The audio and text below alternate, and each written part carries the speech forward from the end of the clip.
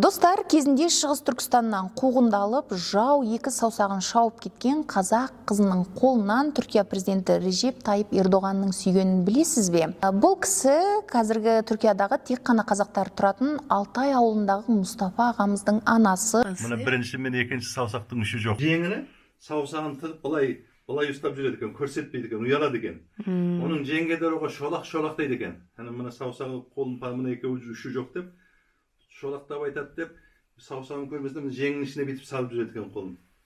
Ей дүния дейді, мен мына шолақ қолымды тығып жүретін жаман қолымды дейді, Түркияның президенті кеп сүйгенін ай Алла дейді. Мұна екен ғой дейді, өлмеген ол алтын аяқтан су ішеді деген, мен мына жаман қолымды, мына шолақ қолымды кеп Түркияның біз президентін сүйгені деп қуанып соны айтып отыратын. Кезінде Шығыс Түркістандағы қазақтар Гималайды жаяу асып, Үндістан, Пакистан арқылы саясаттың құрбаны ретінде Түркияға жеткен болатын. Міне ол кезде анамыз небәрі 7 жаста екен.